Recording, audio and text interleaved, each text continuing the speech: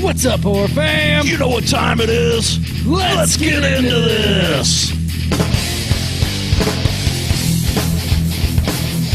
All right. What's up, everybody? What's up? What's going on, guys? Horror Chronicles podcast, your favorite podcast, as you know. But this is going to be a good show tonight. Like the ambiguously... Oh, never mind. That's a different show. That's a different show we do. That's a different show altogether. But anyways, we got a great show lined up tonight, guys. If you haven't listened to our last episode, go back and listen to that because it kind of leads into this one. And that was on Project Montauk. And Philadelphia experiment we talked a little bit about. Yep. And tonight we are talking about Project Stargate. And not only are we talking about it, but we went ahead and brought in some of the A-team with us so we can have... We brought in some help. Yeah, some people who can actually know what they're talking about. Yes, sir. Yes, sir. So, hey, let's get them in here. We're gonna welcome Miss Jessica Jones and Mr. D.A. Roberts. Hello. How you guys doing tonight? Great, excellent. Thanks for having us. Awesome. Absolutely. Thanks for having us on. Sweet. Yeah, and while we have people... I'm still kind of confused on why I'm here. I don't know. We just like looking at your face. You know, there's got to be a pretty person in the We needed picture some here. backup because Jessica's going to beat up on us here. But no, while we got everybody here on the line, for sure, why don't you, Jessica, you go first and just let everybody know where they can find you and what you're about. So. Yeah, well, I'm Jessica Jones, otherwise known or also known as the Cryptid Huntress, and I have a weekend spot. I'm a radio host at Spaced Out Radio. And I have a show about cryptids. I'm also a Bigfoot field researcher. I've been doing that for about 12 years now. I guess you can call me a paranormal field researcher, actually, because in the Bigfoot field research we've done, we've encountered ETs, aliens. Well, I guess that's the same thing. Maybe. Maybe. All sorts of weird cryptids. Okay, so, but yeah, I'm a Bigfoot field researcher. I actually just came in from the field last night. I was out there with my team past couple of days and getting weird. Awesome. Nice. That's what we like to hear. We'll have to hear some stories about that in a little bit. For sure. But yeah, I'm also trained in remote viewing, so I'm a remote viewer. I think that's what we're going to be talking about today. That's going to be a big part of our conversation tonight. Yeah. Yes, I have a show where I remote view really weird stuff like paranormal Bigfoot attacks. And I just recently, the last one I did was on black octagons out of Antarctica, these ancient structures. So we can talk about all that today. I just saw an article about that. Oh, very awesome. cool stuff. Very cool. Awesome. Cool stuff, And where can they find you at? Well, you can find me on my website, thecryptidhuntress.com. All my shows are there. You can find me on Spaced Out Radio on YouTube every Saturday and Sunday night at 10 p.m. Eastern. And I have shows on my YouTube channel, The Cryptid Huntress, all throughout the week. And yeah, I'm on social media, The Cryptid Huntress, and on Twitter at Huntress Jessica. So Awesome. you can find me. I'm everywhere. Awesome. She's out there. She's out there, man. She's definitely And out there. what about you, Mr. DA? Well, first I've got to say, I'm like a huge fangirl for Jessica. She is awesome. I didn't think, remote viewing was even real until I spoke to her. I mean, I'd seen stuff on like Project Stargate and stuff like that. I'm like, whatever. But she kind of changed my way of thinking on it. She's been a guest on my show a couple of times, and it was one of those things where I couldn't ignore how right she was in things I hadn't even told people. So yeah, huge props to Jessica. I'm a big fan of her work. My name is D.A. Roberts. You guys might know me from 8 seasons fighting the Black Octagons and sounding, Yeah. I like it. Where the hell did that just go? Sorry, I was channeling my inner Napoleon Dynamite there. Nice. Yes. But my name is D.A. Roberts. I'm an author, cryptid researcher, and I host of the show DAX Machina, which airs twice a week. It's a live show on YouTube and Facebook and Twitter and a couple other places. But we do essentially, similar to what you guys do. We talk about cryptids and creepy stuff and horror movies and things that go bump in the night. and we just have a good time doing it. It's a kind of a fun show. It's kind of like a bunch of idiots hanging out and talking like you would around a campfire. So it's fun. It's a lot of fun. Yeah. Kind of like our show, just a couple idiots not knowing what they're talking about. You can find all of my stuff, including links to the show, on my website, which is daroberts.net. Yeah, and you guys got to check them, both of them out. Of course, we mentioned them last week, and we actually mention you two fairly often on our show. Real and recognizes real, as they say. Yeah. But I knew for sure when we actually have been wanting to do these particular subjects for a few months, and we just haven't got into it. And I was like, let's just do it. And then I knew for sure that when we did this one, we were going to try and get a hold of Jessica. And then, we like talking to the DA and stuff. So it's like, we'll bring him on here too.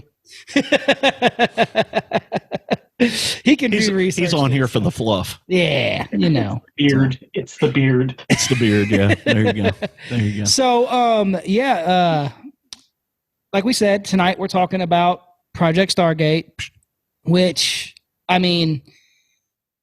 is it's pretty. To me, it's not surprising that this would happen, and some people say, "Oh, I can't believe that the government would do that," or "I can't believe something would happen," or "I can't," that's not surprising to me as much as other people. But hey, if you're listening to this podcast, you're probably somewhat on the same page as we are. So, anyways, before I talk too much, you want to kind of give a little brief synopsis? So I just want to start out with talking about.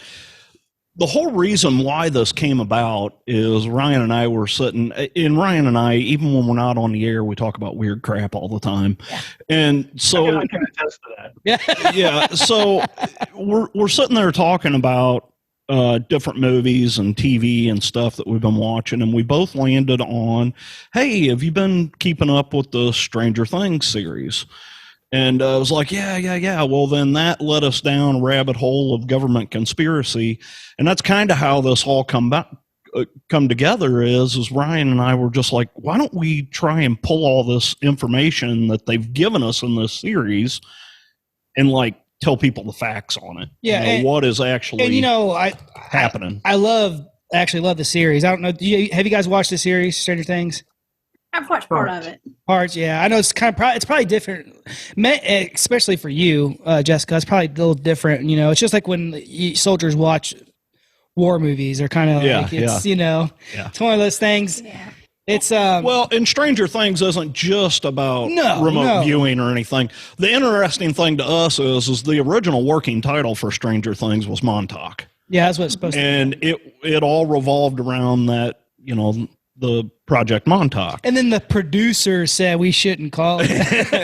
I think it was the marketing department, honestly, but I always thought it was a biopic on my D&D group when I was in the playing D&D in the 80s. Yeah. Oh yeah. And that's kind of where this came from. Montauk is tied into all these different things, and as we started going through them, it's like, oh wait, we've got the Philadelphia experiment, which led into Montauk, which leads into MK Ultra and Project Stargate, and then Ryan's favorite Project Midnight Climax. and so we're like all right, we got to do something with this. So here we are, and we've already touched on Philadelphia experiment and Montauk, and now you're going to get Project Stargate. Yes. Which actually, I guess technically would be before Montauk. Yeah. When it started. Yes. In the 70s, like 72 or something like that is when they first. So, just a brief synopsis of what's going on here. So, Stargate Project was a secret U.S. Army unit established in 1978 at Fort Meade, Maryland. It was enacted by the DIA, the Defense Intelligence Agency, and SRI International, which was the Stanford Research Institute. Right. They decided that they were going to investigate the potential for psychic phenomena in military and domestic intelligence applications. Go figure, U.S. government. I mean, come on. Government hide something? Come on. No. Yeah. So even though this says that Project Stargate was started in 1978, that is officially when they changed the title of it to Stargate. I think it's 72 is when it first. 73 is actually when 72 is when they started doing the research on the civilian side, and then the government got involved in 73, and since then it has had numerous names. It started off as I screwed this all up. Sorry. Loser. It started off in 1972, we said. In 73, they didn't really have a title for it, but it's had many titles since then. It's had The Gondola Wish, Project CF, Grill Flame, Center Lane, Scanate, which was a portion of this, and we'll talk about that here in a little bit, to Sunstreak. And then in 1985, they changed it from Sunstreak to Stargate. What do you know? Crazy. Changing all the names so people can't look into the names. Makes you wonder if it ever really went away or just changed names again. Well, so apparently this project ended in 1995. Supposedly. I like it. I like how Jessica's just like, funny story about that. No, and actually, I know that the U.S., got into this in like the 70s, but Soviet Union had been studying it since like the 20s. Yes. And they had been getting into it fairly early, which they do, like you do. And why did we get into this? Because the Soviets were doing it. And let's let the expert talk. That's right. There was also a huge cache of information captured at the end of World War II against the implacable foe, which probably shouldn't be named. But there was a group called the Honornerba, which they were tasked with finding not only powerful magic artifacts, but exploring the metaphysical possibilities of using not only psychic ability, but psychically powering their military to defeat basically all of Germany's enemies. And he wonders why he's here. Yeah. So Jessica, that's why, my friend. That's why. What's some of your thoughts on the? I guess I know where you're at, but I mean, as far as the beginning of Stargate and research and stuff. Yeah, well, I didn't know anything about remote viewing until I was taught remote viewing. Right. I'd never even heard of it before. Right. And that was about 12 years ago, I guess, right after I joined my Bigfoot research team. The head of my team is an amazing remote viewer, and he's trained extensively, not to get into his background by any means, but he saw that we were a team full of very psychically switched on humans, and nothing is a coincidence, I don't think. Okay. Somehow we all got together, doing the Bigfoot field research, started having ET experiences out in the field. We had missing time and all that weird stuff that happens sometimes to researchers, whether they admit it or not, out in the field. And so he taught us over several years. We've learned remote viewing. I'm talking about extensively taught. Right. Yeah. Now, and like I said, I didn't know what remote viewing was. I'd never heard of it. There's that movie that came out, The Men Who Stare at Goats. Yeah. Yes. And that plays into this whole project. It does. Yeah. Right. So it's funny that you would say that, because one of the proponents for this whole Stargate thing was a doctor. She was a researcher. Her name was Jessica Oots, and she had Swan. Huh? Sorry, I was just going over the names of some of the people involved, and it's all funny. So she had. There was, at the end of the project, there was a big. It wasn't necessarily a court battle. It was just a debate between who was right and who was wrong. And in her debate, she actually talked about the possibility of some of the stuff being left to chance was like a 10 to the 20th power or 10 quintillionth of a to one chance that it could be chance.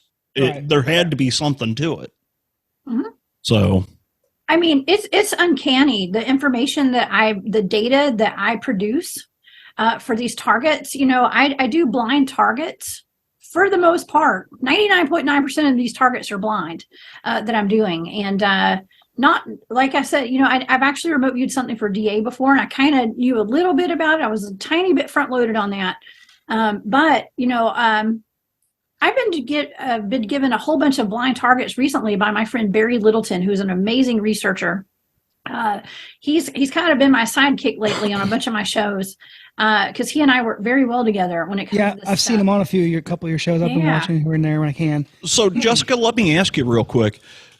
So they give you, they plot out a point and want you to remote view that. So you, which I learned this from doing the research on this, is what they call coordinate remote viewing. So it's a CRV, right? Which is different from regular remote viewing. Correct? No, it is regular remote viewing. It's all remote viewing. They're different modes of remote viewing. Right. Okay. Right. Yeah, they're all. This is actually coordinate remote viewing is really what most people use. I would believe. I guess that's kind of what the military is using. Right. I think they're using all modes. Okay, but the most common is coordinate remote viewing. I also do enhanced remote viewing or energetic remote viewing. It's more of where you go into like a hypnotic kind of state where I don't know if you guys are wanting to get into like the Monroe Institute and all that kind of stuff.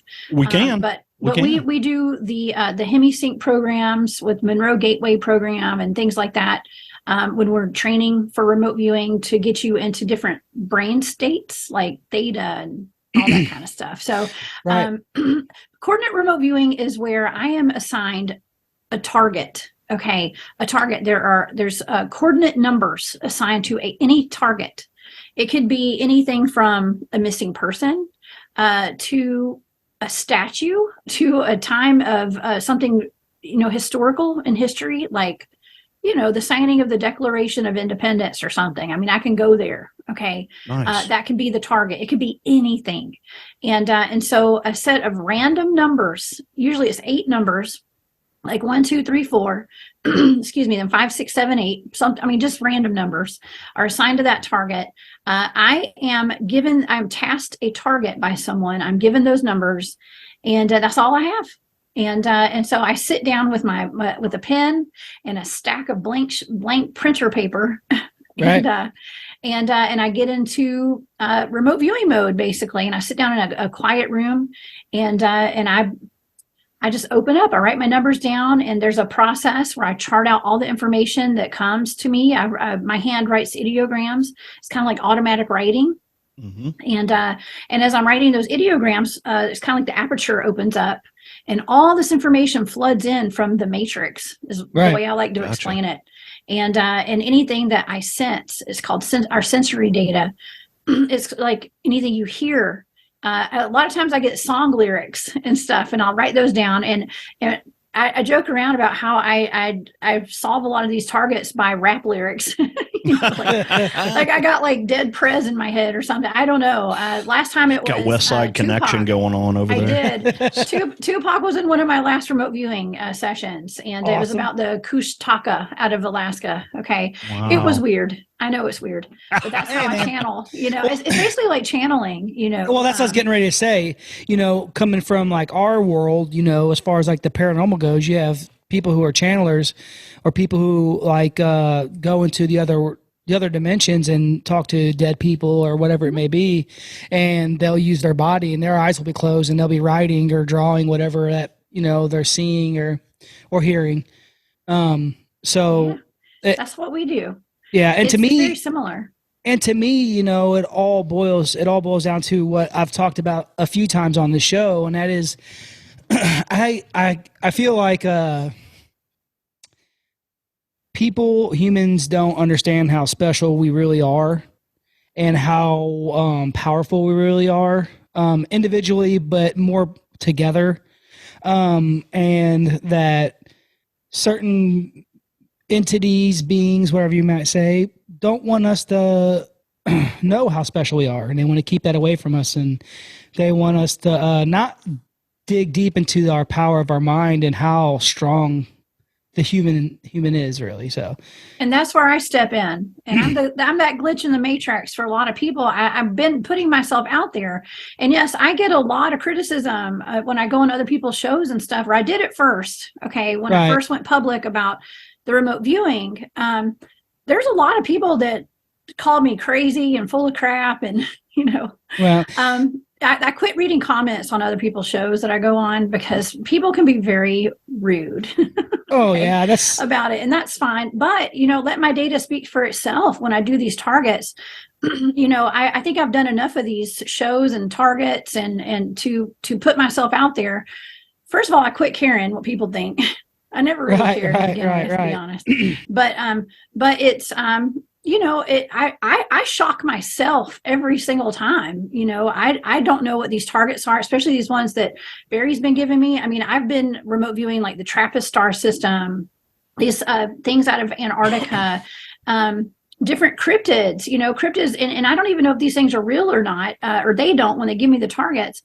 And then I find that they are real, and there's a whole lot of information about them, and it's pretty shocking.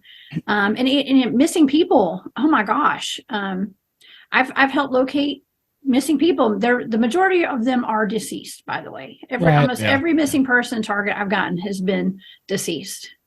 Right. Yeah. But and that's usually how it goes. It's kind of a situation where what they say after 24 hours, it's kind of that's when it starts getting into. She could have helped those kids find Ray Brower's body. Oh, they did it just fine. Sorry, that's a Stand By Me. That's a good movie. I knew what you were talking about.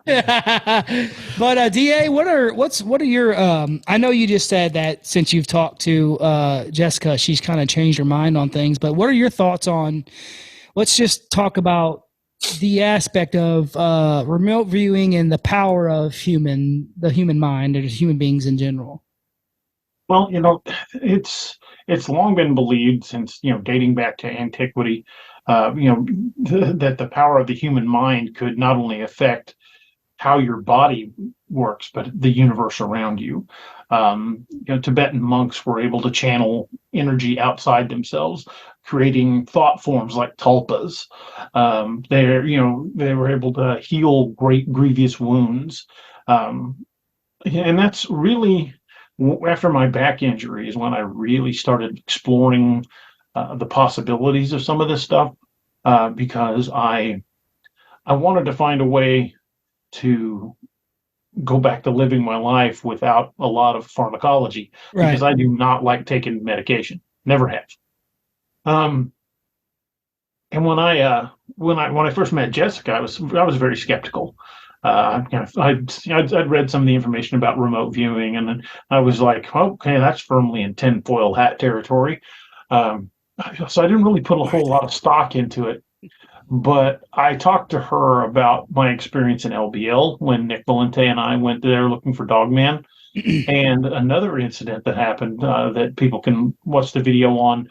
My own personal experience in the Joe Bald Recreation Area here in Missouri. It's an old abandoned campground the Army Corps of Engineers shut down about 25 years ago. And while, again, some of what Jessica has seen, I'm still like, okay, I've got to see if I can verify this, because I'm 20 years in law enforcement. I'm a very physical evidence guy. I want to find concrete evidence, and that's what's always been the hardest part about for me to really accept and explore the more psychic side of things. But Jessica was dead on about some stuff I hadn't told people, and I'm like, okay, so there's enough here that this is not just happenstance. She's nailing things on the head, like spot on, and I hadn't given those details out. So there was no way she could have watched another show I was on and got that information, because I just didn't tell anybody.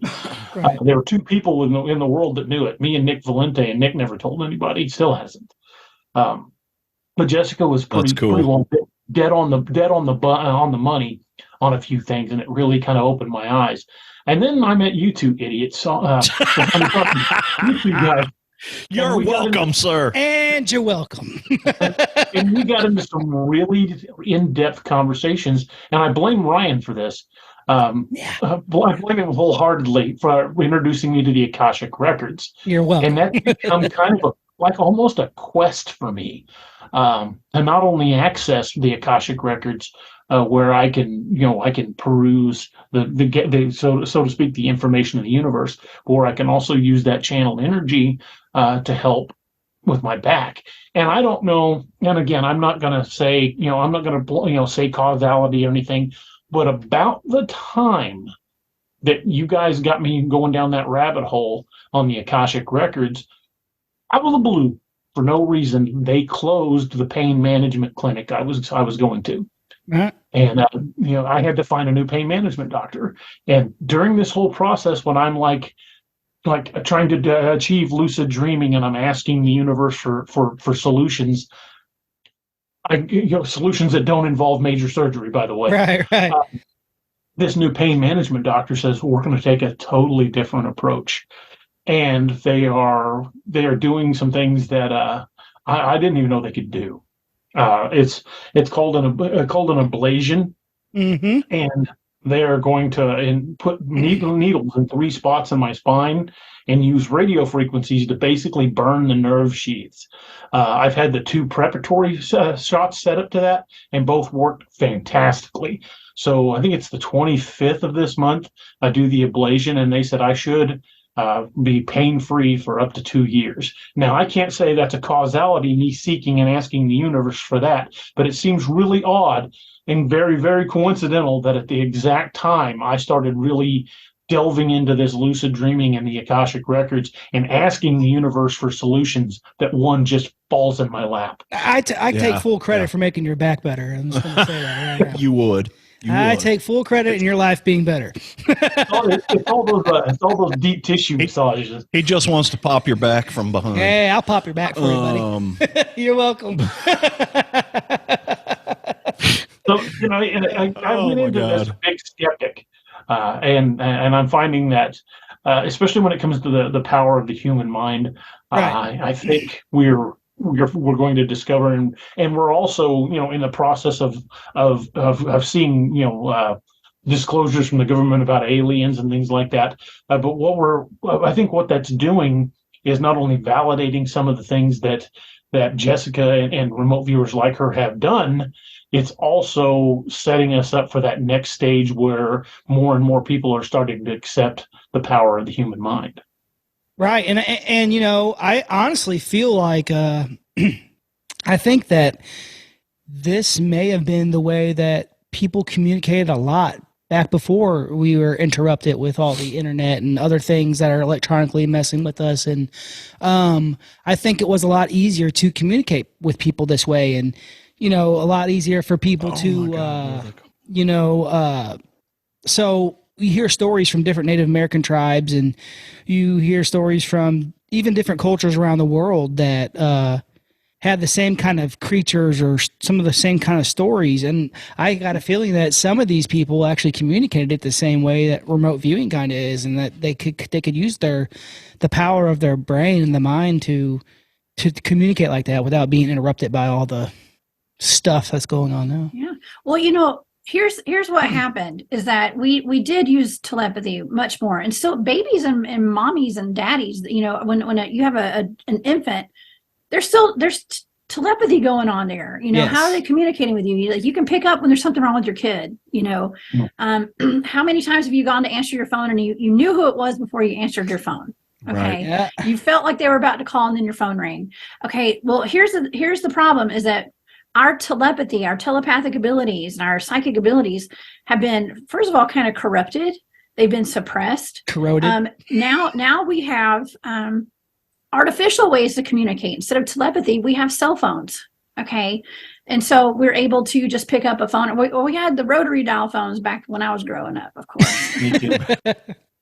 But any form of communication like that, yeah, it's. I remember the one that you had to crank. Yeah, people didn't have that to depend on back in the day, and so, but now we're under attack with our psychic abilities. I mean, with all the fluoride, the chemicals that are coming from the sky, the foods we're eating. Pineal gland. Yep. Yeah, all that fluoridation. How many people have gotten that fluoride stare from people when you start talking about the stuff we talk about? And to me, it's funny because I it's weird because I consider myself like JT's more of like a scientific guy, and I'm not a scientist by no means. No, but I mean, as far as the way you look at things in life and the way you go by things. Amateur pharmacologist. Yeah, I know a couple of those, but no, I consider myself someone who thinks and looks at things with logic and common sense. I am by far a genius, but I listen to a lot of smart people, and then I look at if what they say makes sense to me, then it makes sense. And I think that some people it's funny to me. I hear people say things and then and I'm not trying to be rude to anyone, so I'm going to say this, guys, don't take it the wrong way. But someone wants you to believe in like a religion, let's say, hey, I want you to believe in Jesus Christ. He walked on water, all the stuff happened and this and that. And I'm just like, okay, I got questions. I can't just now I will preface this by saying, if it makes you a better person in life, do whatever makes you a better person. As long as you're not hurting anyone or anything like that, if it makes you better, do it. Okay. By no means am I hating on that, but like, some people refuse to believe one thing, but yet will believe something else that to me makes completely less sense than what I'm talking about. And, I'm just like, I can't believe I don't know if what you're talking about now makes sense. It does. But, hey. Yeah, it does. So I look like this. Yeah, that's where your intuition has to come into play. And that's something else that has been under attack as well. We're told what to believe, and we have these police, even on social media, that are checking our facts and things like that. Yeah. Because we can't be trusted to use our gut, go with our gut, use our intuition. And so, DA, it was like what you were saying when you were worried about your pain management clinic shutting down and you were looking for other methods. What you did was you kind of went with the flow of life, okay? And you looked for alternatives, and you trusted that there's something else will come along, right? And that's the way, that's the future. That's actually the past, okay? The way people did it back then. But now we have to find that again as humans. What does it mean for us to be human? Well, we're learning, okay? Every day is an experience. It's a day to learn something new. And what I've learned the past few years is to go with the flow, to trust my gut. It's gotten me pretty far so far. Okay. Right. It's got me pretty far. And every day is another way to learn and to put all this to use that I'm learning on my spiritual journey. But it's going with the flow and trusting your gut, listening to your intuition. If something doesn't feel right, don't do it. If people don't feel right, don't associate with those people. I got to start thinking about that a lot more. Don't stick that in there. It doesn't feel right.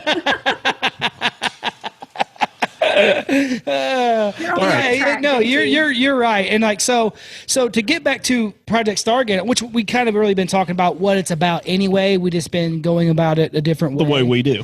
Which is honestly how I like to do things, but JT wants to have something that we talk about. So, I do. So, with Project Stargate, the government finally gets involved. And like I said, Russia had already been looking into this, or the Soviet Union back then had already been looking into this since the 20s, really.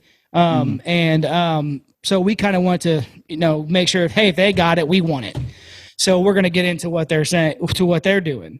And, Right. Yeah.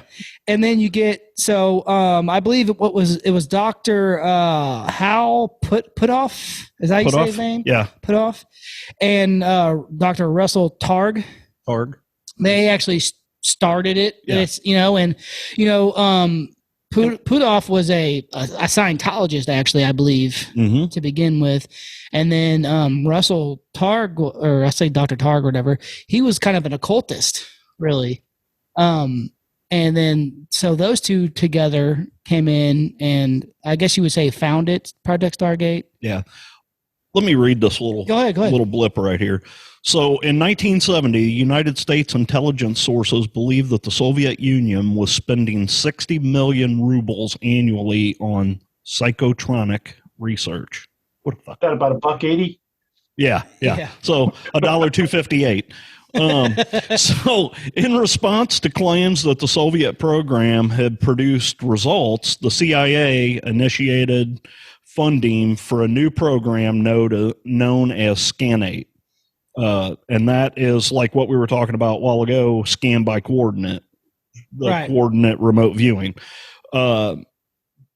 Remote viewing research began in 1972 at the Stanford Research Institute. The proponents were Russell Targ and Harold Puthoff, or which they called him Hal for short. They of the research said that a minimum accuracy rate of 65% required by the clients was often exceeded in later experiments. 65%. That's crazy.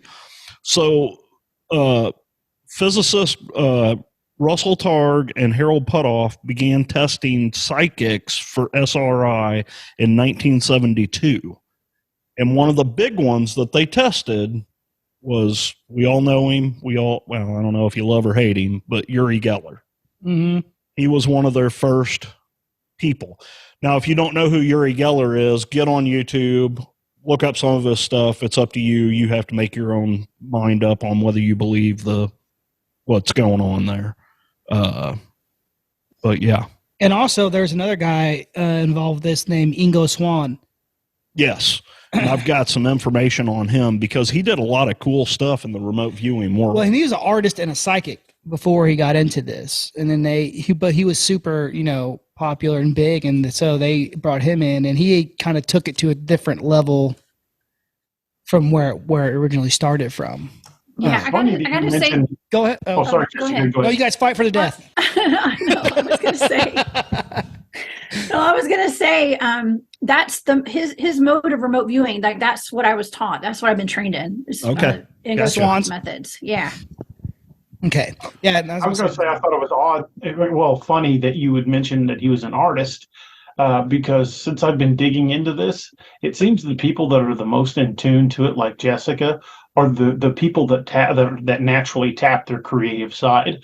Artists, writers, podcasters, weirdo podcasters.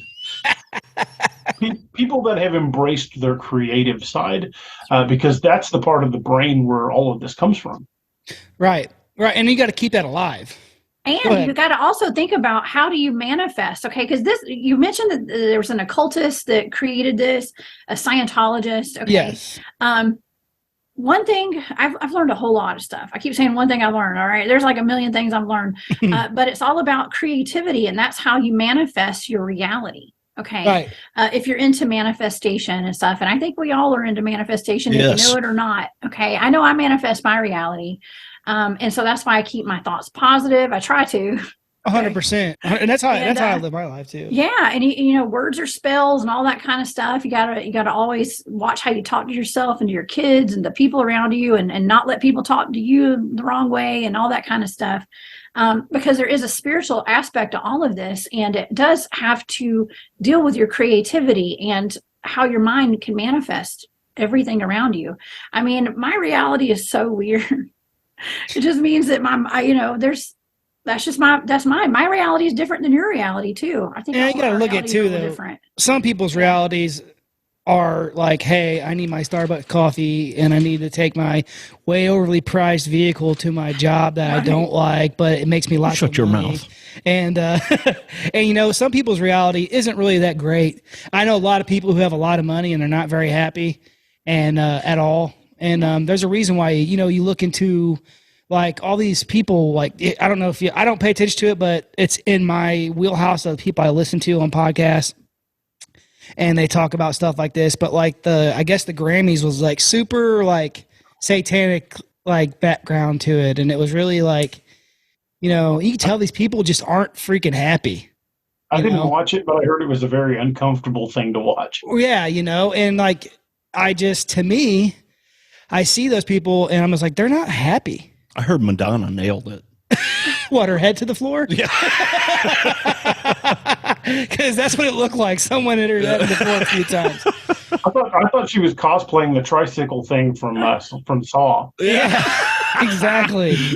It's but you know, you can tell that these people aren't happy, and I am with you on that. I think that if you have to be positive in life, and I've found very recently, well, I mean, I kind of thought that way for a long time, but very recently I have put myself in that situation where I don't let things get to me, and if anything is some kind of drama, I kick it out of my life and I don't worry about it, and I'm done with it, and I don't even think about it. Not at all. Don't even watch that stuff. Like, hanging out with me, you can't let shit get to you. Well, it's not even watching it. It's people. It's you know, stuff that people watch, whatever it may be. But for me, I know that there's I have like one major job in my life, and that is to be a father and teach my kids how to grow up to be good men and men who can live this life and get through it. And that's about all. And then secondly, be a good husband. And that's what my job is. Other than that, everything is just optional. You know, and you rest of the time he's staring at goats. Yes, watching them faint. But but to get back to that manifestation and using your mental power, we talk about that a lot on the show, actually, about, you know, groupthink and how people can make something happen. And you have to open it. It's just like anything else. I feel you have to open that portal up, and that portal could be in your own mind. It may not be a big portal, but it'll be a portal in your mind just to open up to get yourself to that next level. And I'm kind of glad that, you know, because I remember when DA told me that about the Akashic Records, and he's like, oh, I'm going to look into that. And then he came on the show. We did a whole show about it. And I got a feeling that, you know, that's probably part of what started making him get better and find the things that are going on.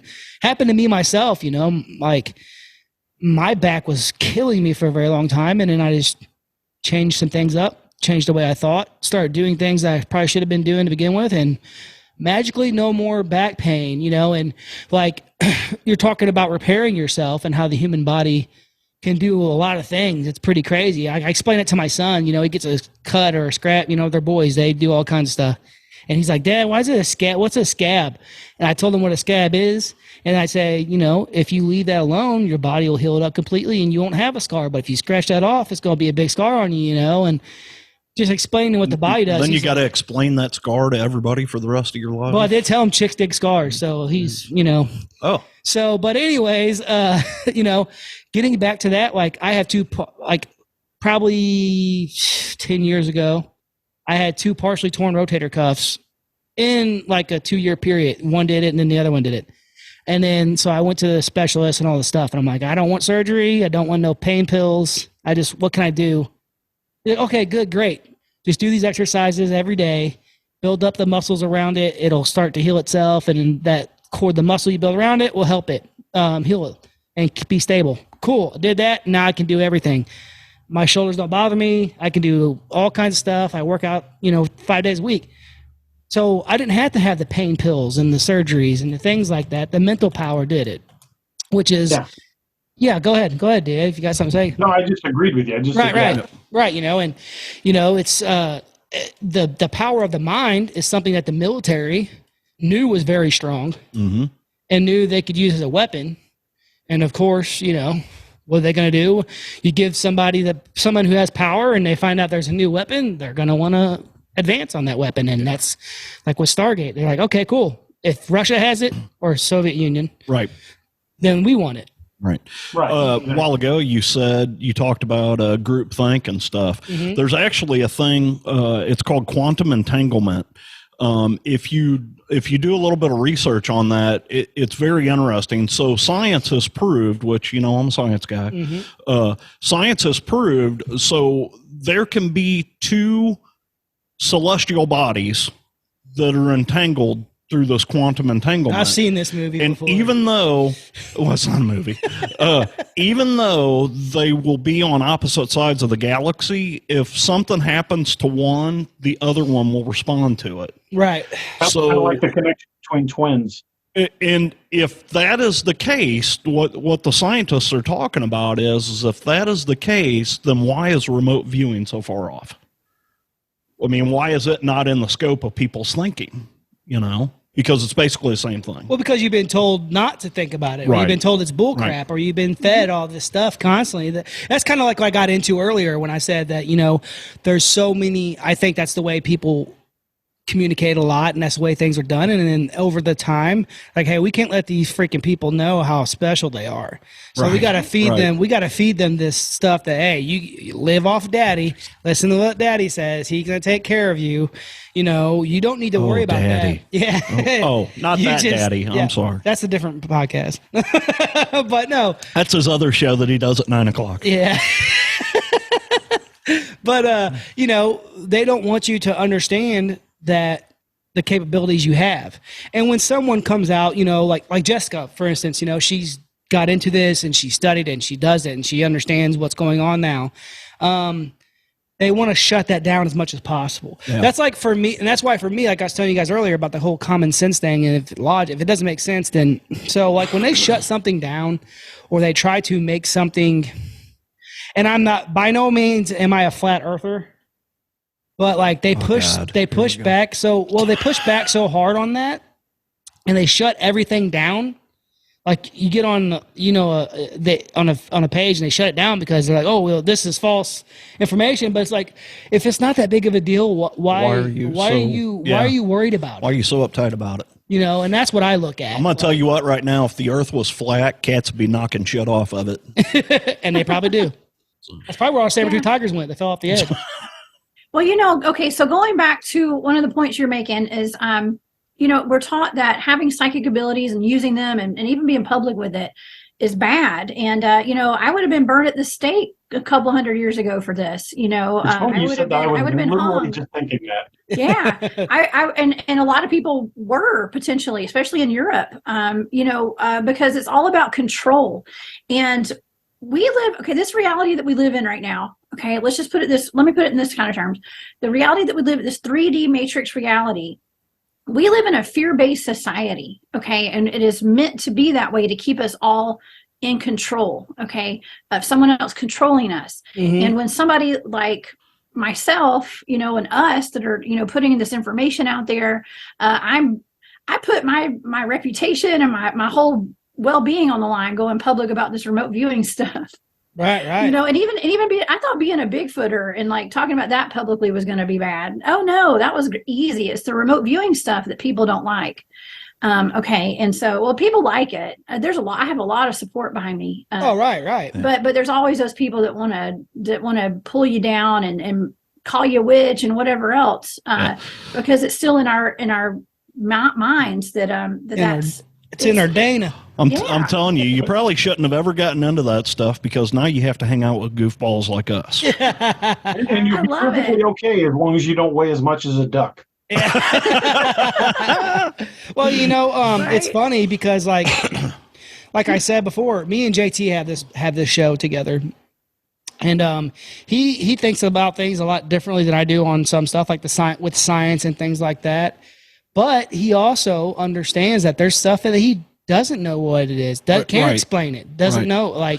Science can't explain everything, and that's kind of, the Stargate program that we're talking about, or project. Yeah. I mean, it's the same thing. They can't explain what was going on here.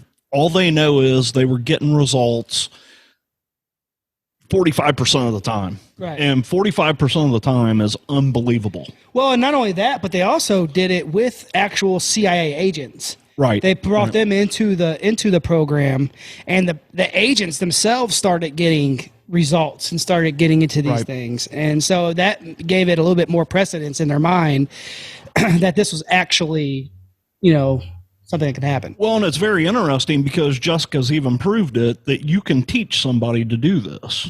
Well, like I said, and it's like I said, she wasn't doing this when she was a 5-year-old girl. Yeah. She learned it later on. And don't take this the wrong way, Jessica, but anybody could probably do this. Yeah.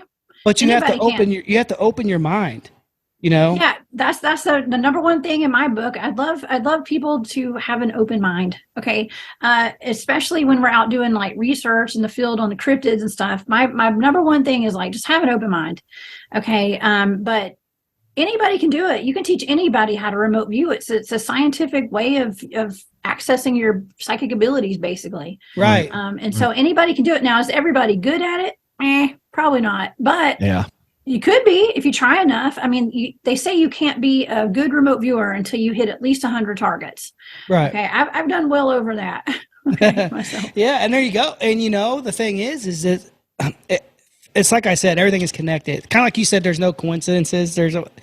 Everything is connected. So that's like with hypnotists, people who hypnotize people. I don't think I could ever be hypnotized if I don't want to be hypnotized. No one's going to hypnotize me unless I want them to. Like, you have to open your mind up to allowing that to happen. However, I think I can be hypnotized if I open my mind up and allow that to happen.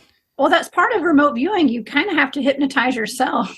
And it's all about mind control. Okay, so exactly. Remote viewing is mind control. And it's not me controlling your mind, it's me controlling my mind.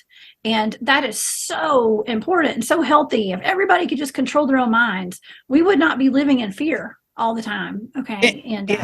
Right. So and I highly recommend it. Don't and that's what live in fear. That's what I get at too, is that, the power of the mind.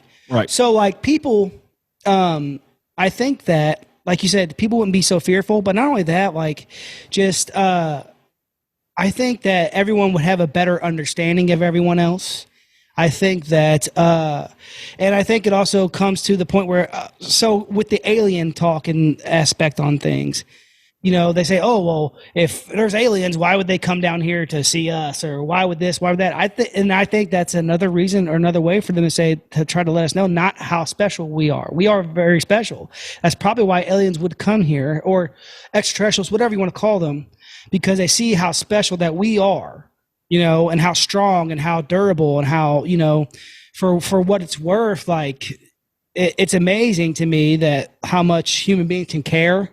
Yeah. How much human beings would, and how much they cannot care too. Right. I mean, but like both sides of that. The amount of what I would go through and what I would do to protect my children or whatever, it's protect anybody's life. There's so many people out there that it's like, I don't care who you are. If you're in distress, I'm going to help you out. I think that's I think that's what separates us from other beings, other things, is that our ability that. Because I feel like we're all connected. Yeah. And possibly it's what separates us from the animals. You ever seen the picture with the raccoon that's about to die and the other one's on top of it? Yeah. We don't do that. Well, most of us don't. Oh, jeez. You might, but it happens. But, just with raccoons. But DA, what are your thoughts on that? On so you talking about how, do you think that mentally, using the power of your mind, that you would be able to maybe not necessarily repair, which who knows, maybe that's possible, but at least make it better, your back, the way it feels, the way, just using the power of your mind, that little bit, it's going to change something. Yeah, I can't say, like I said, I can't say that me starting to try to access the Akashic records and trying to delve more into lucid dreaming, I can't say that that's what brought that change, but it's odd that they happened at about the same time. Just out of the blue, the old pain management clinic just closed, and had to find a new one, and it really, it was a good thing. It turned out to be a very good thing. Because what they're saying is I could be medication free for the next few years. Nice, nice. I am all about not taking meds. I'm all about being medicated. Being drunk is not necessarily being medicated. Something else I started doing, and it's weird how little things can affect the bigger scale. Right. I was kind of struggling trying to get more into lucid dreaming. I'd attained it a couple of times. But it was always a struggle for me I have what I refer to as an unquiet mind. I have like if my brain was a computer, I've got 37 browsers going at any given time. And when I try to quiet my mind, it's very difficult for me to do it. And I think I blame that on why I'm a writer, because I've got to do something with all that crap that's going on in my head. Right. I've got to have an outlet for it at some point.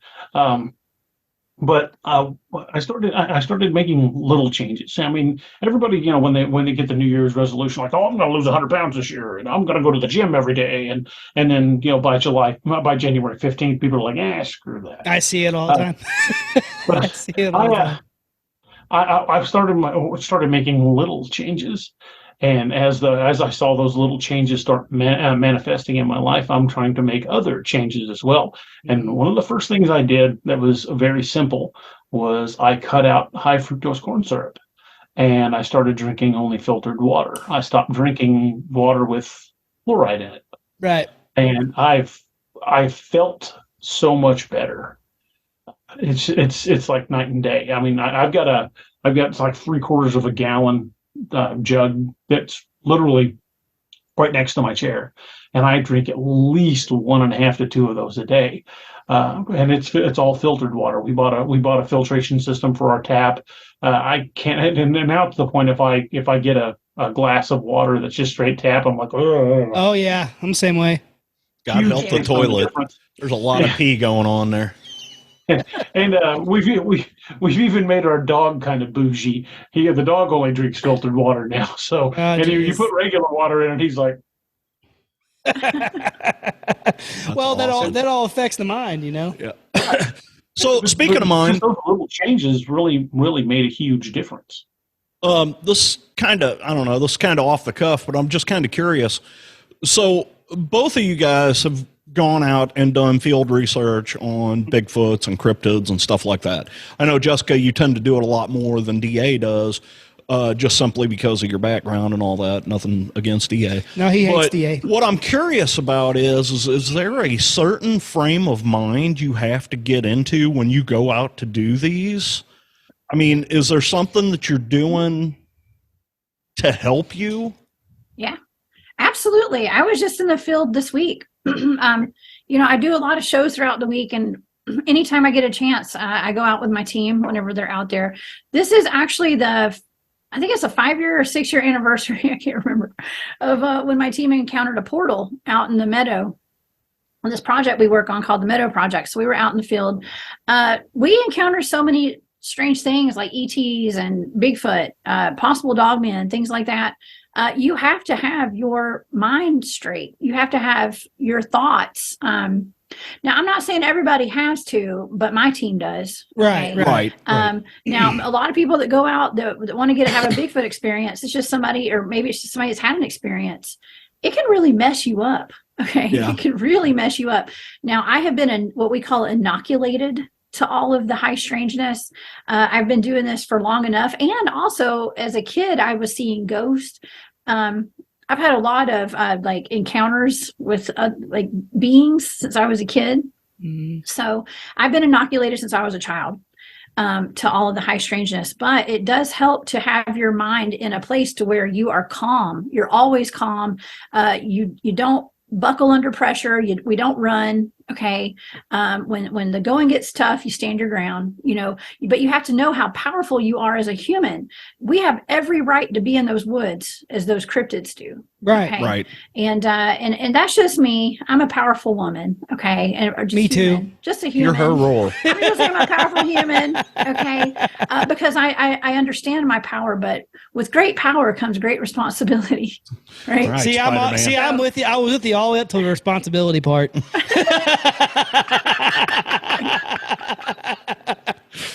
Right. I mean, it is the Horror Chronicles after all.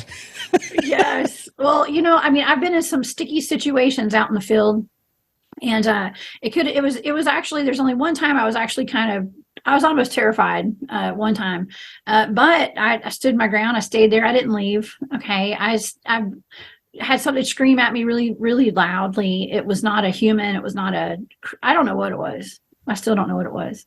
I kind of have an idea of what it was, but yeah, it's usually my wife. No, this was not a human or an animal. So, but anyways, it all comes down to being able to control your mind and to not let your mind wander, to get all that noise out of our head, because like DA said, like a lot of times there's a whole bunch of tabs open, right, on his computer screen, Right. and you have to you don't have to, but it's a good idea to learn how to shut all those down and get the noise out of your head. That's a big part of remote viewing, is to cancel out all that noise. At the very beginning of coordinate remote viewing, when I sit down and write on my papers, I have to put and this is funny, y'all, because I don't know how to pronounce it. I say inclemencies. I don't know. I don't know how to put the right accent on the right syllable, but inclemencies. Okay. We'll go with what you said. I don't even Sounds know. smart. Okay. Sounds smart. It sounds smart. I don't know. I'm probably pronouncing it wrong. DA is the author. Maybe he knows how to. It's like my MMA coach told me. He's like, if you mess up, just make it look good. Yeah. So, exactly. So I could have just said it and nobody would have noticed. Yeah, we would have. Exactly. But I have to. We'd have been like, what the hell are you talking about? That's not how you pronounce that. I don't even know what I'm talking about half the time. Okay. That's what I said. But I have to write it at the top of my paper. And so what inclemencies are anything that's in your head that you're having trouble, that might be a distraction, like my dog barking or outside noise or the television noise or my stomach hurts or I'm cold or just anything that's like in your head that you might be thinking about. You write that down. And so you kind of get it out of the way. Okay, you write it down. Okay, so now it will not bother me, at least during my session when I'm remote viewing. That's not gonna be an issue for me now, because I wrote it down. I put it in that little box. I tucked it away, and now my head is clear. Okay, and imagine if we could do that every day in our everyday lives. Well, I wish I could do that. Inclemencies. I have problems. I have problems with my mind wandering a lot, so I would never be able to do remote viewing because I would get in my trance-like state. Plastic bag. And then I'd be like, you could do it because you'd write down. Did I turn the stove off? Did I put that water in the fridge? I put underwear on. Where's my dog?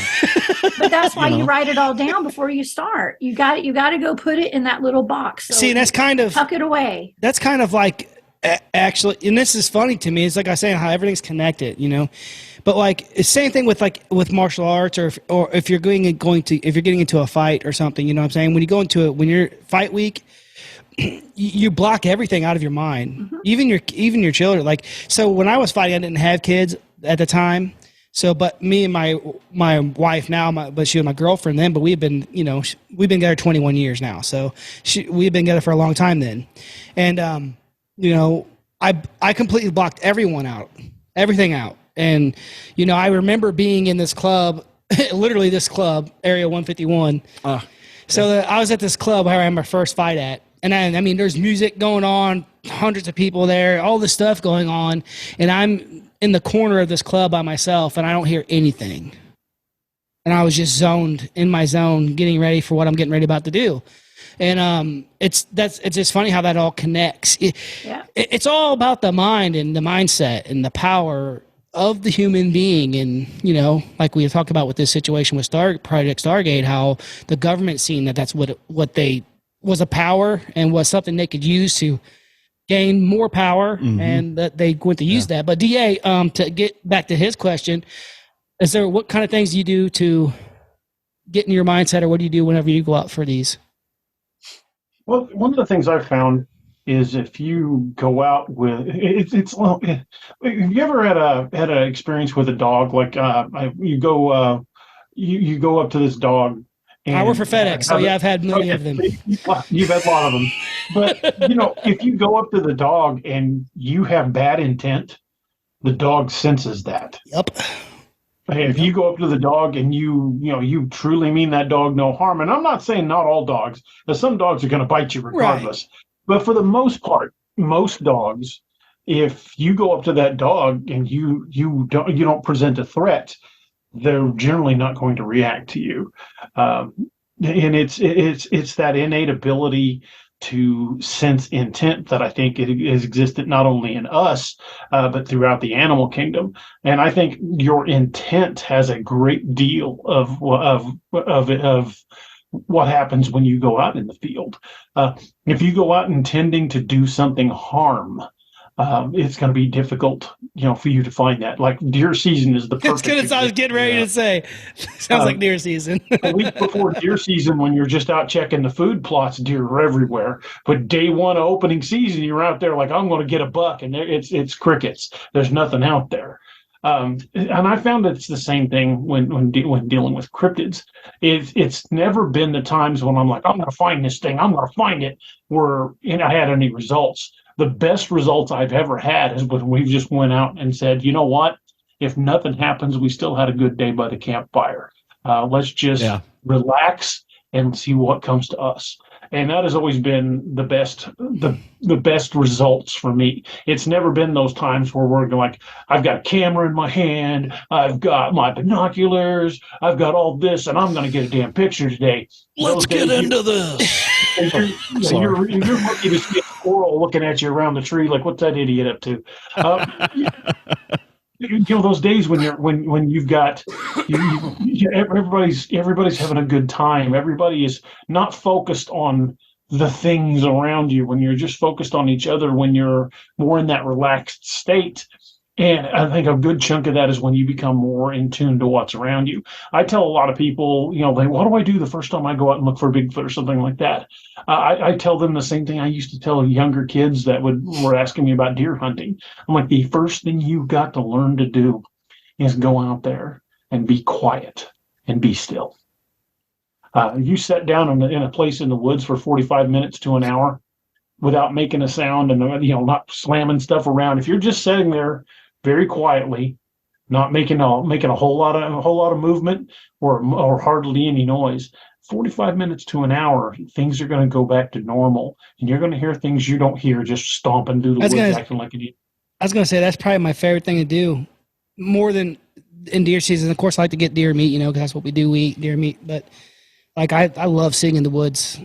It's one of my favorite things. Like I could go out there, even if I kill a deer, I'll go back out there and just sit in my blind or whatever and just feel the wind, listen to the trees, listen to the leaves. And like you said, you hear a lot of things that, you probably wouldn't hear even if you live out in the woods.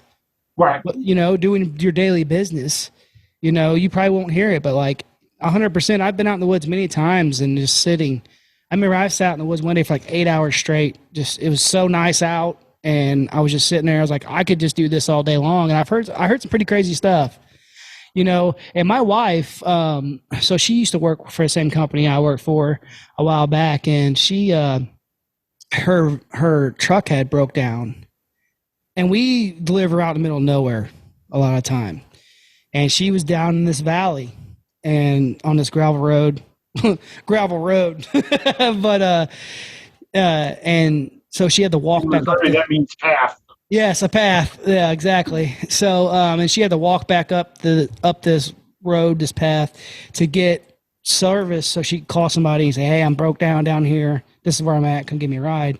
So she did that, and then she was like out in the middle of nowhere. So she's just waiting for someone to come get her, and she walked back down. She's walking down the hill, just kind of doing her thing, and then she said she just heard this scream. Like this guttural, this scream thing or whatever it was. And she said she was scared to death, and she ran, locked herself inside the van and was just like scared. She called me later on and told me about it. And then she got home, she told me about it. I'm like, I bet it was, I was just messing with her. I'm like, it's Bigfoot. It was Squatch. She's all like, seriously, I don't know what it was, but, and then so I got on, this is, like I said, this is probably 10 years ago. So I got on YouTube and I looked up like Bigfoot screams or supposed Bigfoot screams or calls. And then I showed her this one, and she was listening to it and had different ones. And we were sitting there listening. And then this one came up, and she just looked at me real big-eyed. She's like, that's exactly what I heard. And this was like 2 minutes into this video of different calls and stuff. And then when that came on, I seen her face, and she's like, that is what I heard. That one right there, whatever that was, that is exactly what I heard. And it scared her to death. Like, wow. So, I mean, you can imagine being out in the middle of nowhere, I'm not going to say as a woman, but, you're out there alone. I mean, with no help around. Exactly. So anybody would feel vulnerable. No rifle, nothing, just by yourself, and so I think that it's more of an opening up your mind to that. And that's what I think a lot of people have lost. And, which honestly, to me is kind of, bad as it sounds, it's fine to me, because that just means I'm on a different level than most people are, and I can have conversations, with people like you guys and JT and all the other people that we meet, and like they understand what I'm saying. Not really JT, because he's kind of a loser, but I just don't give a shit.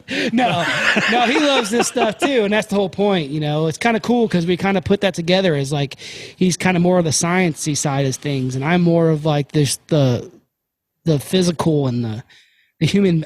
I'm really fascinated, and the reason why I get into this, on top of other things, but I'm really fascinated with the human being and how powerful a human being is, and how powerful you are, and what you can and can't do. Speaking of which, DA actually put out a little secret to manifesting with one of his last statements. So, DA, you had mentioned how you tell people when they go out in the woods, like, don't focus on something, like the Bigfoots will come if you just don't like focus on it too much. You don't have that intent. That's a secret to manifesting pretty much anything you want. Okay, is to put the intention on what you want. What the intention is, decide exactly what you want to accomplish, and then don't focus on it too hard, because it won't manifest. If you put the intention on it and then you just kind of let it go into the ethers, it's going to come to you. That's how you manifest. Okay? A watched pot never boils. That's right.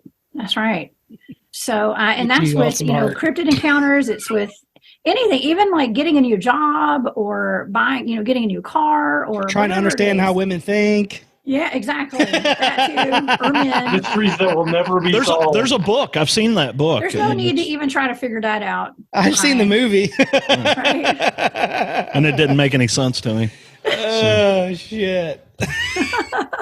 That's funny. But yeah, we're all very powerful, man. It's what it is to be human, is to learn how to use energy to your benefit. Okay, to learn how to manifest, to learn how to change the things you don't like. Okay, I had a huge aha moment, as Oprah used to call it. I don't watch Oprah. I don't even know if she still got a show. I have no idea.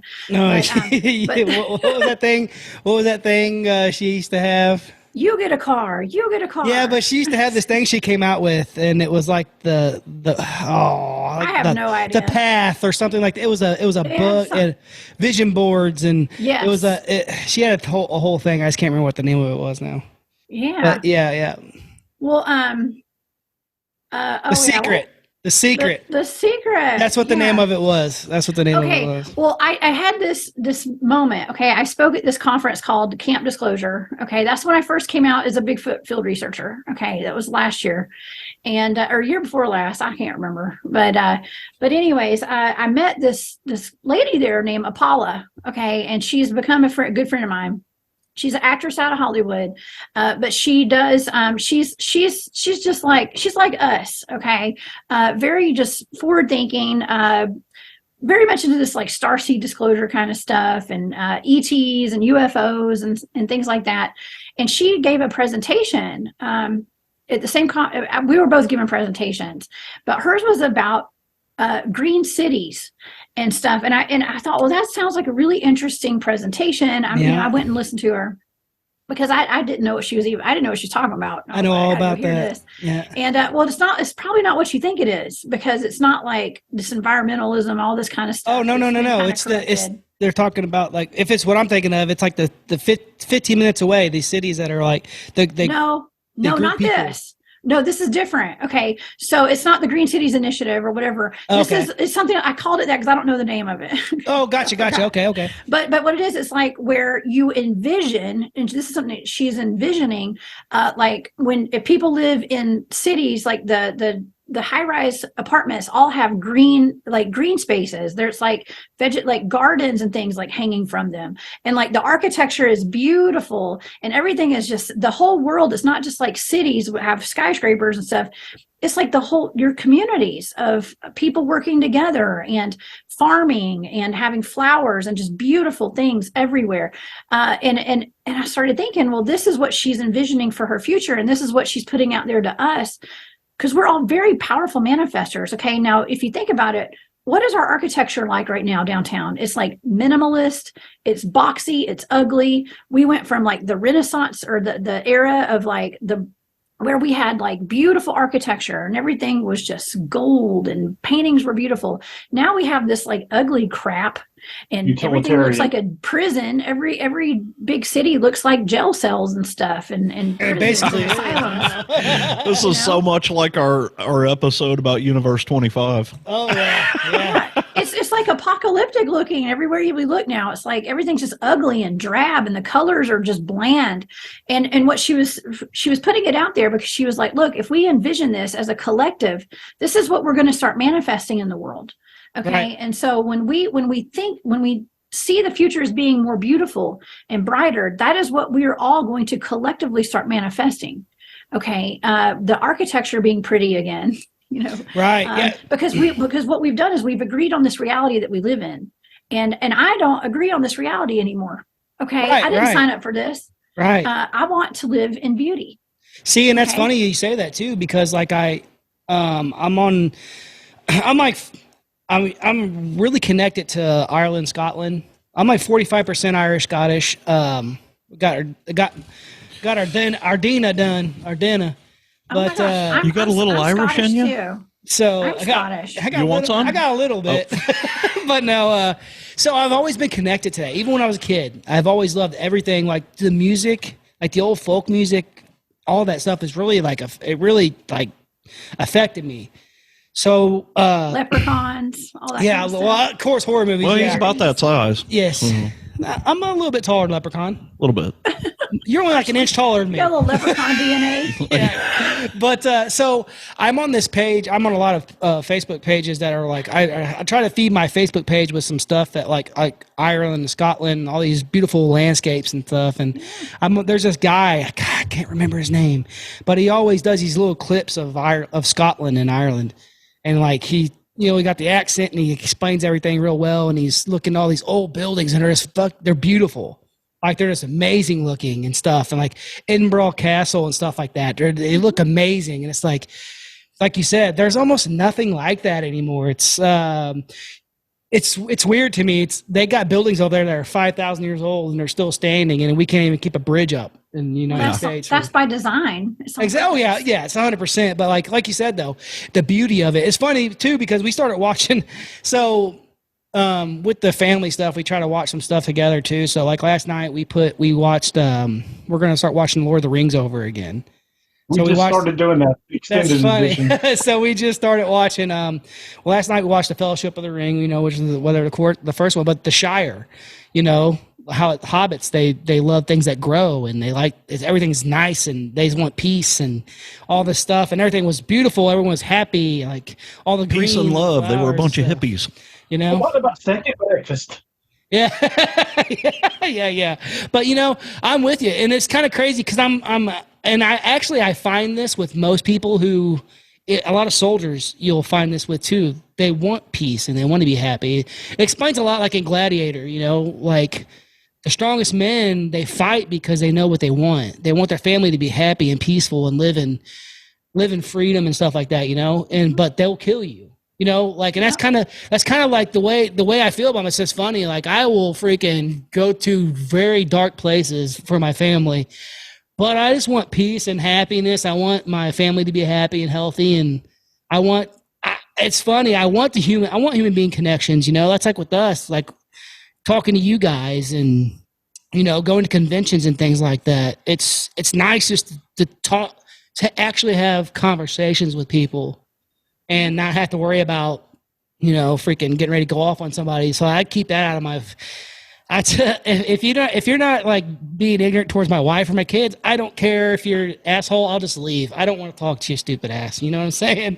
It's funny you talk about the warrior like that. And you mentioned Tolkien. One of my favorite quotes is from Tolkien. It says, "I do not love the bright sword for its sharpness, nor the arrow for its swiftness, nor the warrior for his glory. I only love that which they defend." Right, 100%. A lot better than I could say it. I love that quote. But yeah, that goes to the power of the human spirit, the power of positivity, and the human mind. Well, it's what the human mind and the human spirit, your soul, your aura, whatever you want to call it, what it can do. Like we talked about this a lot, how people in situations will come together, no matter what. If it's a dire situation, people come together, even if they hate each other. You have that connection, and it's almost like a primal thing. But I don't necessarily think it's necessarily primal. I think it's just natural. Not primal is maybe not the right word. It's a natural thing that you want. So that's my outlook on it. I agree. For what it's worth. Part of being human. You're discovering what it means to be human. And in the words of my great friend, Tim was one of my teammates on my research team. He passed away a couple of years ago. He was a Special Forces Army Ranger. And he had been in Somalia. And I mean, he'd done a whole lot of tours and stuff. Great guy. And he taught me the term war Buddha. A war Buddha, about being, and also with my son, he was like, teaching the kids, like the boys to be, he wanted to do a program. He always talked about it, about teaching boys to be savage gentlemen. Right, 100%. Yeah. And so I'd always would joke around about how my son was going to be a savage gentleman one day, and, like Tim Kennedy. So we're working on that. Yeah. Yeah. Yes. So, yeah. But R.I.P. to Tim, but yeah, power of the mind, and like we talked about Stargate, which is what we want to talk about. I mean, there's not a whole lot to get into besides like we can get deep into like the testing of it and what they did and things like that. But I mean, honestly, like it basically was just the government found out, hey, human beings are pretty powerful and they can do certain things. Let's dig into that and see what we can. Well, and with the Stargate project, it all started around research. Well, once the military decided they were going to get involved, then it was no longer just about research. Then it became a military thing, and they actually had two different places. They had the Stanford University or Institute, and then they also had Fort Meade. So the Stanford Institute was all about the research and let's see how it works and why it works and, what can we gain out of this? Whereas the military took over in Fort Meade and their prime objective was to create psychic soldiers, people that could actually go and get in one of these trance-like states, and remote view. And they actually used this to relatively decent success. There were several people that had, they had used them to find missing planes or get intel on certain like places, like other countries, our enemies' locations and what was there. And there were several people involved in this that were really good at it. There was this one guy, his name was Joseph Monteagle, and he was what they deemed the best remote viewer that they had, but he had an extra thing. He also was really good with precognition. And so with him, I did a little research on him. He actually worked on around 450 different operations for the military where they used him for remote viewing or precognition. And one of the, and you look at that and they're like, okay, well, his success rate was around 45%. That's amazing. Right. When you're looking at something like you've got an unlimited, if you're looking at something like, I don't remember what they call them, but like the cards that they use to test you, there's 5 different images on those cards. And it is almost impossible. It is almost impossible to hit 45% when you know that it's got to be one of 5 answers. And to hit 45% when there is no limit is unheard of. And here's another thing too. I do different targets, and I have some that are high priority targets, and I have some that are low priority targets. Okay. Those let's consider low priority targets are practice targets. Okay. I suck at practice targets. Okay. I mean, it is rare for me to even get a practice target right when I'm doing a practice target. Now, when I'm doing an active target, like if I'm doing like let's just say like something I'm doing for like a missing person. Okay. Or if it's anything, and I consider the things that I do like for my shows, those are kind of high priority because I know that I'm going to be putting these out to the public. Right. So I'm like, I'm going to get these. Okay. But I'm on target. I am on target when I'm looking, when I get a high priority target, I'm on target. Like I don't go off target with those. And if I, there was one recently that I did for Barry, and, I thought I was off target. I was like, there's no way. Like when he told me what the target was, it was it was like a cryptid or something. And I was like, well, but all my data was from outer space, right? It was like from space or something, some other planet. But what he told me, he was like, well, these things are known to have come from another planet. And I had actually picked up on that target. So, but when it comes to like a high priority target, those are the ones that you get. Okay. And so I don't know how that all goes in with all this, the percentages of, Right. I think I know from personal experience. Yeah. No, this is just research, Yeah. From the research they had done on it. Well, I think a lot of it has to do probably with just it having meaning. Yeah. And having that purpose instead of just some nonsense that someone's trying to. Well, and they tell us, oh, there's nothing going on here. It's not, it's not what it is. Well, they have actually admitted it. This Joseph McMonigle, sorry. We'll just call him old Flanagan.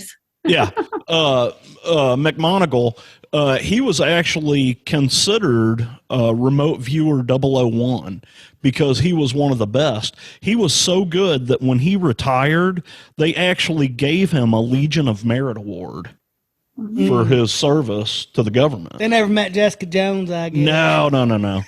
But this guy, it was crazy. I don't work for the government. I read a story about him.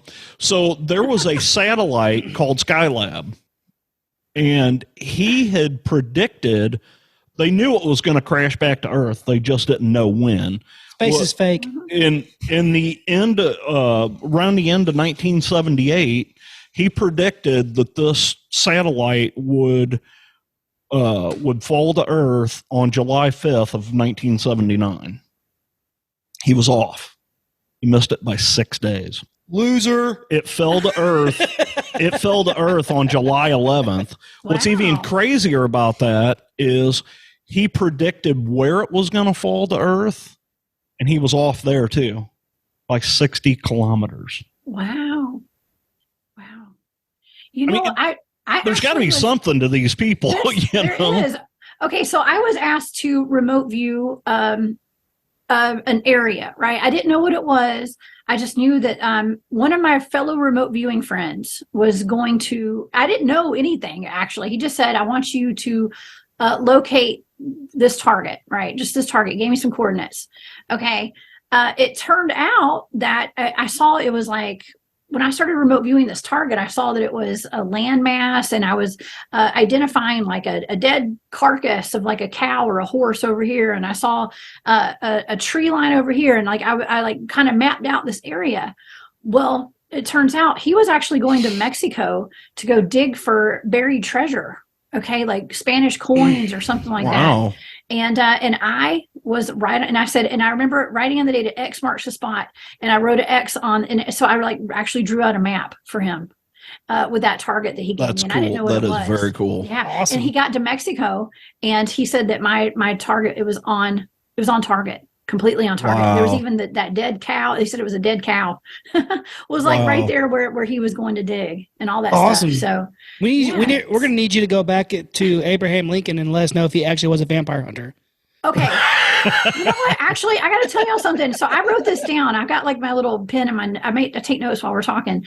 The next project you guys should look into, I'm not saying you have to, but something that I did a show on recently, Project Pegasus. Yes, with I've heard of it. teleportation and time travel. If y'all haven't done that yet, I'd highly recommend it. We're going to get into that one for sure. Okay, I definitely do that because talking about Abraham Lincoln and even JFK, like we talked about this on my show, there's different timelines. According to the different timelines, like different people killed both of them. And so JFK was an assassination, and it was not Oswald. Yeah. Yeah, exactly. Just going to leave it right there. Yeah. We won't get into that. At least not on the show.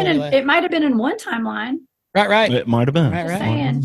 So, I mean, I think this has been a freaking awesome show, of course, as we knew it would be. Is there anything else you guys want to finish this off with? We'll go around the table here. DA, you got anything else as far as this stuff goes you want to drop on us?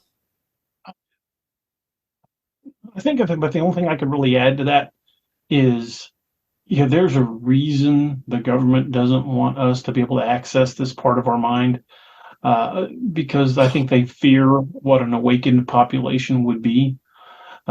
You'd be uncontrollable, and there are some people that will never awaken because they don't want to. Right, they're happily asleep.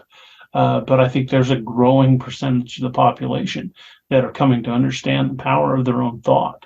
Just like the Matrix said, the old boy in the Matrix said, "I just want to be somebody big and famous and have money." And you know what I'm saying? When he talks about him getting put back in the Matrix, just make sure I'm rich.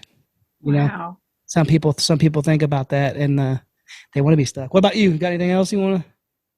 Well, I got about 6 more pages worth of stuff. Okay, never mind. Jessica, what about you? No, I'm just kidding. No, I just wanted to have a cool conversation. And, whenever Ryan and I were talking about this, I got to give props to Ryan. It was Ryan's idea to get you guys on here. And fucking fantastic idea. I'm fucking amazing. I know. You are. Keep going. Sexy bastard, you. I fixed DA's back. I fixed the show. Tell you what, I'm saving the world. Yeah. One show at a time. Yeah. But no, it's really cool having you guys on. We both highly respect both of you. And I mean, it just, sometimes it's hard to believe that you guys even want to talk to us anymore.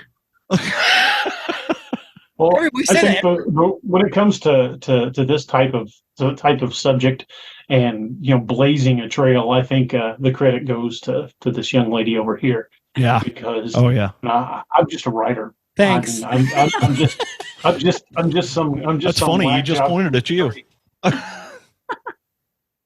Jessica is really, really blazing a trail, and it's a lot of conversations that I've had with her have had paradigm shifts for me. And as much as when Ryan and I first started talking about the Akashic records, it just.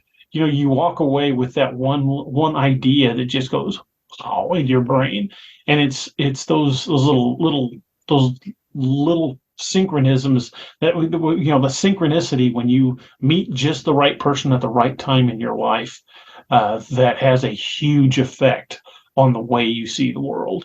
You're welcome. It's one of the greatest things about. This journey I've been on is the privilege I've had of meeting some amazing people, and I do count you guys among them. You meet people that you connect with. And when you start exploring this kind of mystery, when you start opening your mind to it, it seems like the universe kind of puts people in your path that you needed to meet. And I count you guys and Jessica as people that I needed to meet along my journey. Awesome. Yeah, we're all weirdos, so we might as well be weird together. Jessica? Exactly.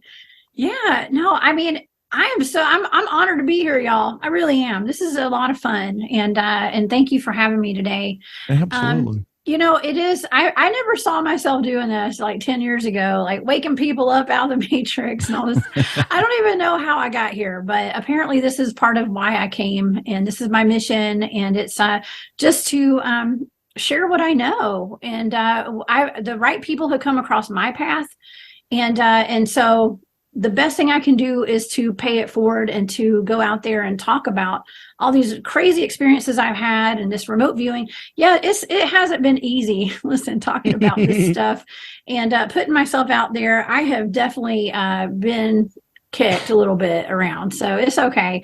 But it made me stronger, and I will kick somebody's butt if they come at me at this point. Yeah. Okay? Hell yeah. No, I'm kidding. I'm kind of kidding. But yeah, it's just important for everybody to have a very open mind about things, and start paying attention to energy shifts around you, and how you feel when you're around certain people, and start getting your vibrational frequency as high as you can. And that's cutting the fluoride out, and eating right, and getting enough sleep at night, and keeping a dream journal, writing your dreams down when you wake up in the morning, if you can remember them, because what that does is it helps you. The reason we sleep is so we can dream. Okay. Right. That's one of the main reasons we sleep. And I always thought, well, no, it's because we got to get some rest. Well, it's because your mind has to rest. Okay. And so we get a lot of downloads. We get a lot of information while we're sleeping. So start writing your dreams down if you can remember those. And remember, dreaming is the way we manifest our world into being as well.